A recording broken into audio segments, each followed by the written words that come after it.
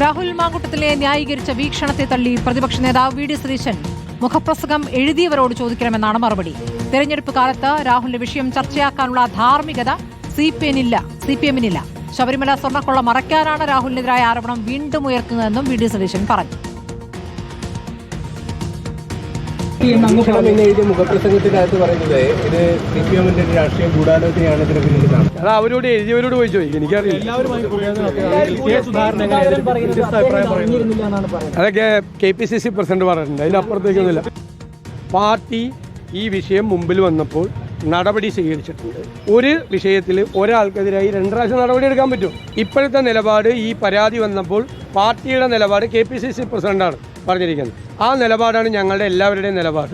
മറ്റൊരു അഭിപ്രായം സ്വീകരിക്കാനുള്ള അവകാശം എനിക്കുമില്ല, മറ്റൊരാൾക്കുമില്ല.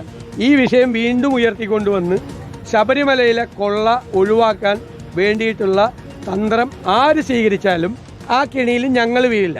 ഇത്തരം കാര്യങ്ങൾ വന്നപ്പോൾ ഒരു പ്രസ്ഥാനം എന്ന നിലയിൽ ഞങ്ങളുടെ പാർട്ടി, എനിക്ക് അഭിമാനമുണ്ട്, നമ്മളുടെ പ്രസ്ഥാനം നടപടി സ്വീകരിച്ചിട്ട് നിൽക്കുന്ന പാർട്ടിയാണ്.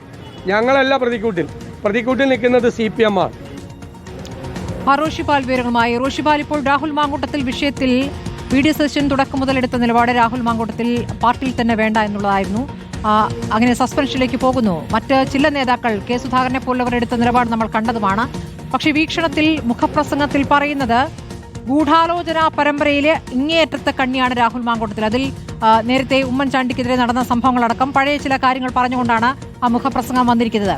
അപ്പോൾ ഈ മുഖപ്രസംഗം എഴുതിയവരോട് ചോദിക്കണമെന്ന പ്രതിപക്ഷ നേതാവ് പറയുമ്പോൾ ആരുടെ താല്പര്യമാണ് ഈ മുഖപ്രസംഗത്തിൽ വന്നിരിക്കുന്നത്? റോഷിപാൽ,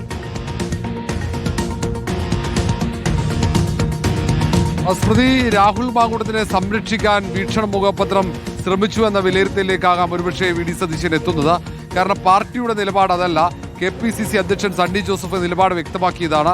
പ്രതിപക്ഷ നേതാവ് വി ഡി സതീശനാണ് ഈ കാര്യത്തിൽ കൃത്യമായ രാഷ്ട്രീയ നിലപാട് തുടക്കം മുതൽ തന്നെ സ്വീകരിച്ചത്. എന്തുകൊണ്ട് രാഹുൽ മാങ്കൂട്ടത്തിനെ പുറത്താക്കണം എന്നതിന് കൃത്യമായ വിശദീകരണം വി ഡി സതീശന് മുന്നിലുണ്ടായിരുന്നു. കാരണം 2 പ്രധാനപ്പെട്ട തെരഞ്ഞെടുപ്പുകൾ വരുന്നു. ഈ ഘട്ടത്തിൽ രാഹുൽ മാങ്കൂട്ടത്തിനെതിരെ നിലവിൽ വന്ന